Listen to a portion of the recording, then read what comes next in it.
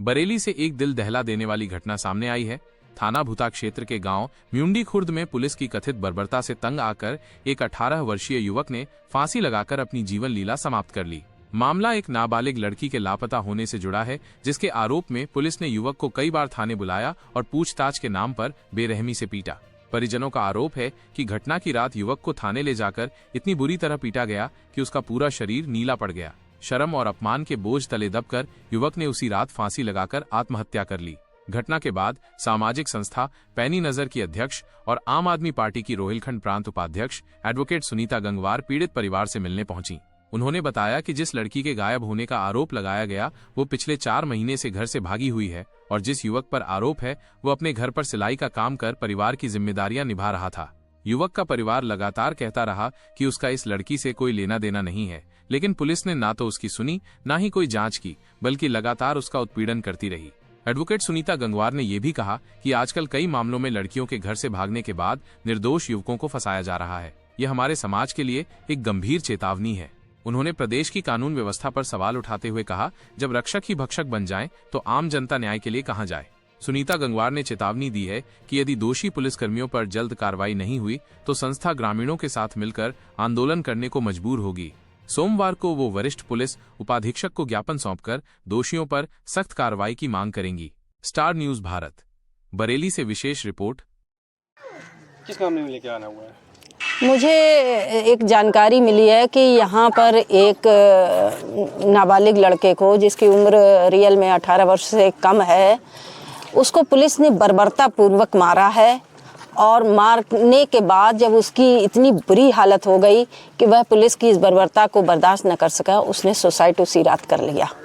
आज मुझे जब जानकारी मिली, कुछ मीडिया वालों ने मेरे फ़ोन पे ये सारी घटना डाली थी और उसके वीडियोस वगैरह डाले थे, तो मैं यहाँ पर आई हूँ जानकारी हेतु और मैं परिवार से मिली हूँ और गांव के तमाम लोगों से भी मिली हूँ। ये उस लड़के की माँ बैठी हैं और ये उस लड़के के पिता हैं, ये बहनें हैं।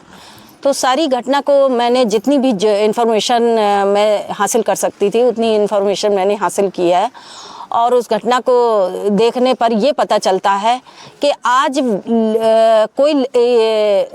कोई लड़िया क्षेत्र की एक लड़की, जो भी वो भी नाबालिग है, वो लड़की अपने घर से गायब है।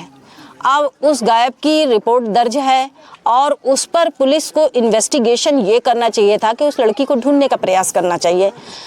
उन्होंने उसका जो भी है CDR वगैरह उस लड़की के मोबाइल की निकाली है। उस CDR में इनके बेटे का कहीं से कोई एक नंबर आ गया, और जबकि लोगों ने बताया है कि उसमें CDR में और भी बहुत सारे उसके लड़कों के नंबर थे, यानी कि लड़की जो थी उसका कनेक्शन कहीं न कहीं और भी लड़कों से था और वो घर से गायब है। कौन लड़के के साथ वो गई है, किसके साथ गई है, ये अभी तक 4 महीने में पुलिस को मालूम नहीं हो पाया है। लड़का 3 महीने से और लड़का 3 महीने से, जब से ये घटना घटी है, लड़की के घर वालों ने रिपोर्ट दर्ज कराई है। लड़का पर शक करते हुए पुलिस ने कहा तुम कहीं नहीं जाओगे, जबकि वो लड़का अपना जयपुर में सिलाई का काम करता था, परिवार का इकलौता कमाने का सहारा था। पिता भी अपाहिज की तरह हैं, इनका एक्सीडेंट हो चुका है तो इनके हाथ पैर बेकार हो चुके हैं, तो इसलिए वो लड़का ही काम करता था। तो पुलिस के कहने के अनुसार, निर्देशानुसार वो घर से कहीं नहीं गया, वो यहीं पर काम करने लगा। लेकिन परिवार ने बताया है कि पुलिस जो है उसे बराबर, कुलड़िया थाने की पुलिस बराबर उसे बुलाती रही, जब कब आए दिन बुलाती थी पूछताछ के लिए और उसको बेरहमी से मारती थी। ये कंप्लेंट परिवार वालों ने बताई है और ये करीब, अभी माँ ने बताया कि कम से कम 10 बार पुलिस उसे बुला चुकी है। तो मैं पुलिस प्रशासन पे ये सवाल उठता है कि आपको इतने सबूत थे कि इसी लड़के के ऊपर आपको पूरा संदेह था कि यही लड़का ले गया या इसे पता है। यदि ये लड़का ले गया होता तो ये लड़का यहाँ कैसे होता? लड़का नहीं हो सकता था। अक्सर ये केसेस मेरे पास भी बहुत आते हैं, लड़कियों के भागने के केसेस आते हैं, तो लड़कियाँ जिसके साथ भागती है वो भी साथ में गायब होता है। लेकिन यहाँ पर ये लड़का नहीं गायब, इतनी उम्र भी नहीं है इस लड़के की कि कोई बहुत बड़ी षड्यंत्रकारी घटना को कारित कर सके। इतनी उम्र भी नहीं है इसकी, इतनी सोचने समझने की मुझे नहीं लगता है कि इस उम्र में ऐसा कुछ कर सकता है।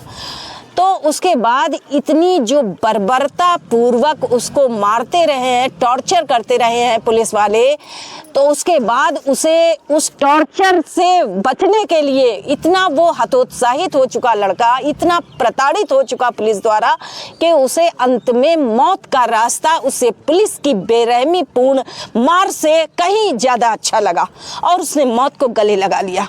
आज मैं पुलिस प्रशासन के ऊपर एक सवाल उठाना चाहती हूँ, क्या पुलिस प्रशासन केवल लोगों को बेरहमी से मारने के लिए है या लोगों को सुरक्षा देने के लिए है, या किसी के साथ कोई घटना घटती है तो पुलिस से मदद मांगने के लिए पुलिस डिपार्टमेंट है? ये जवाब पुलिस वाले दें, पुलिस के आला अधिकारी दें कि पुलिस डिपार्टमेंट की आखिर ड्यूटी क्या है। पुलिस को मारने का अधिकार कहां से मिल गया है? पुलिस को सजा देने का अधिकार कहां से मिल गया है? क्या पुलिस मार के न्यायालय का काम भी स्वयं करेगी पुलिस, या पुलिस अपने आप को कह दे कि हम ही न्यायालय, हम ही सब कुछ है, हम ही सब कुछ करेंगे? तो आज ऐसे मैं ये नहीं कहूँगी कि पुलिस डिपार्टमेंट में सारे अधिकारी ऐसे हैं, ऐसा नहीं है, लेकिन आए दिन आप सोशल मीडिया पर ऐसी घटनाओं की वीडियोज आ रही हैं जहां पर पुलिस बेरहमी से मार रही है, जबकि पुलिस एक्ट के अंतर्गत पुलिस को यह अधिकार बल प्रयोग का नहीं है। विशेष परिस्थितियों में बल प्रयोग का है। न्यायालय की अनुमति से आप थर्ड डिग्री का इस्तेमाल करते हैं, लेकिन आप बिना न्यायालय के आपने कैसे इतनी बर्बरपूर्ण घटना कारित की है। और मैं आवाज उठाती हूं कि ऐसे पुलिसकर्मी को अब तक सस्पेंड क्यों नहीं हुआ? अब तक ऐसे पुलिसकर्मी पर मुकदमा लिख जाना चाहिए, क्योंकि ये पुलिस के द्वारा एक तरह का मर्डर है, क्योंकि पुलिस की प्रताड़ना से उसने आत्महत्या करी है। और मैं उस लड़की पक्ष से भी कहना चाहती हूँ कि आप अपनी बेटियों को संस्कार नहीं दे पाते हैं, आप अपनी बेटियों को घरों में रोक नहीं पाते हैं, और आपकी बेटियां घर से चली जाती हैं तो आप किसी न किसी लड़के की जिंदगी खराब करने के लिए आप उसे शिकार बनाते हैं, खराब करने के लिए आप उसे शिकार बनाते हैं।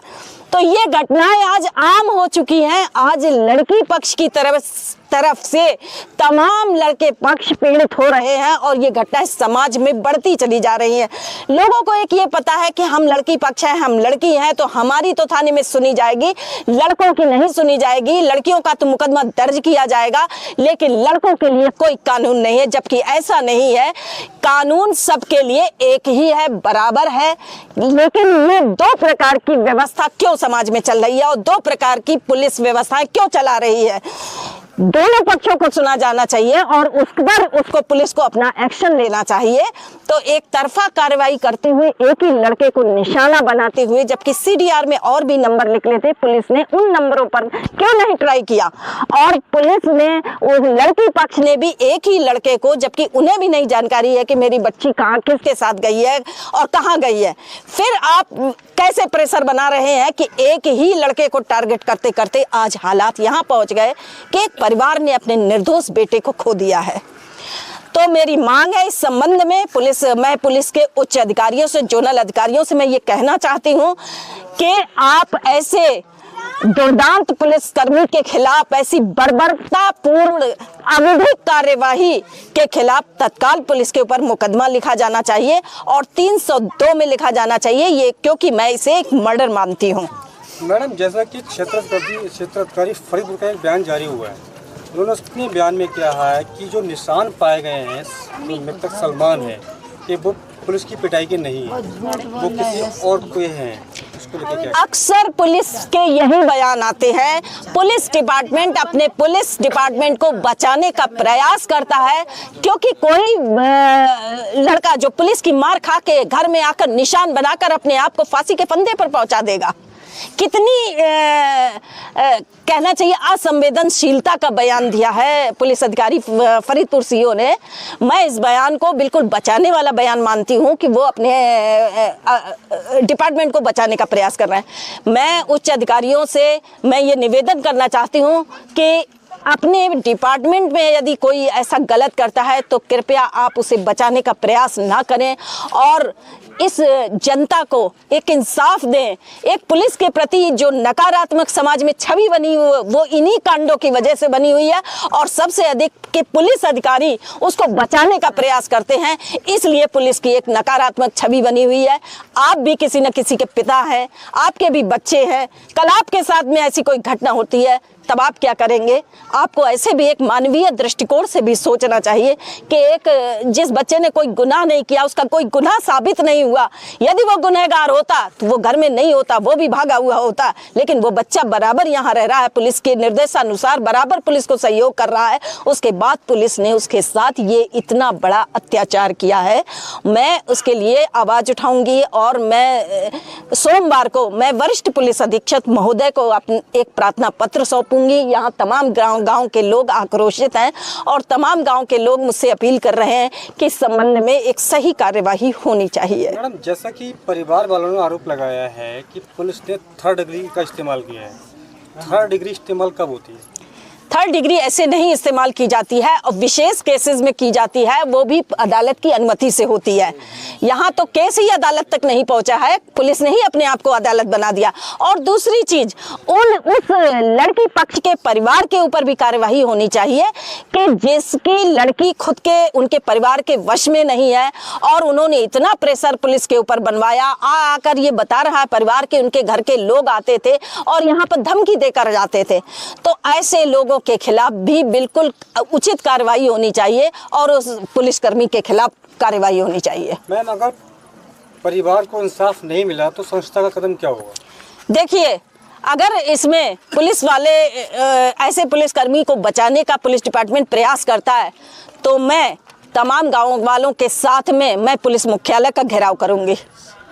के रात में फिर सब चले आए, फिर वो हर बार में हमें बुलाते थे, हम जाते थे, बुलाते थे, बहुत हड़काते थे, मारते थे। फिर इसने बहुत हड़काया, बोले जे वो सारे जे सरवन कुमार ने तो सबको पैसे देते हो, सबको। सरवन कुमार कौन है?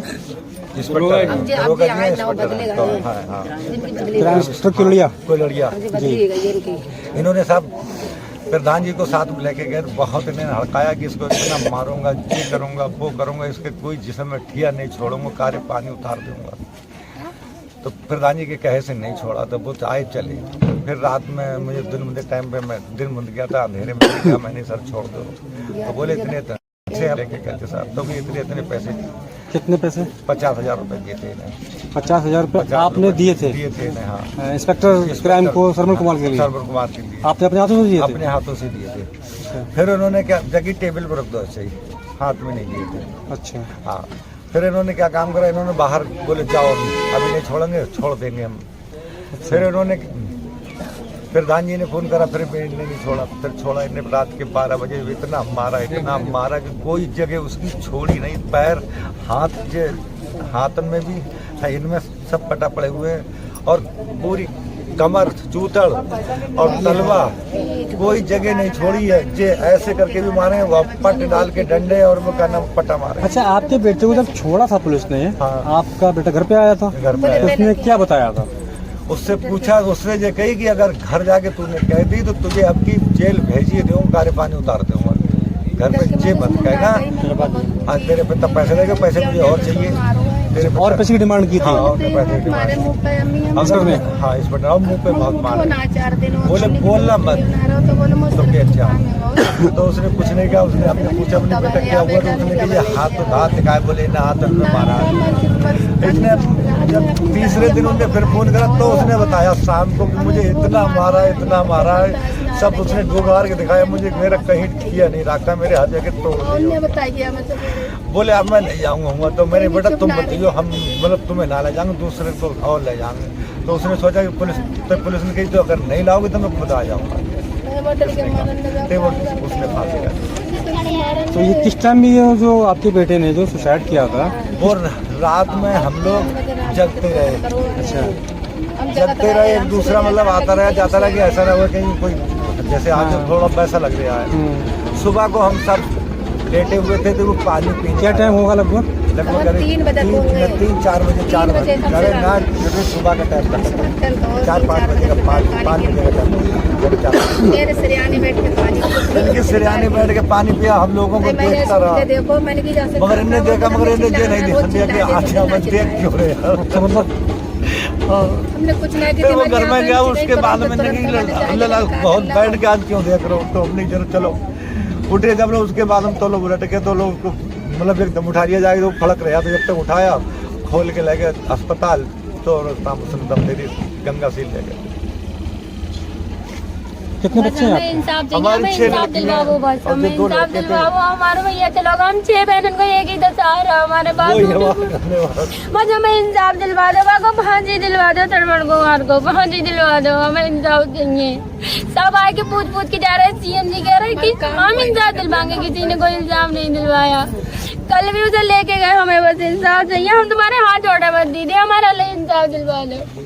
हमें हमारे भैया से बाबी ना बोले मगर इंसाफ दिलवा दो, ताकि आगे तक ये काम ना हो, किसी का भैया किसी से दूर ना हो। हमारे भाई हमारी जोड़ी भी छोड़ दे, हमारे भैया को हमसे दूर कर दो, हमें बस इंसाफ चाहिए, हमें इंसाफ चाहिए। हमें श्रवण कुमार की फांसी चाहिए, बस फांसी हो, बस श्रवण कुमार की फांसी हो, हमें फांसी चाहिए, बाकी हमें फांसी चाहिए।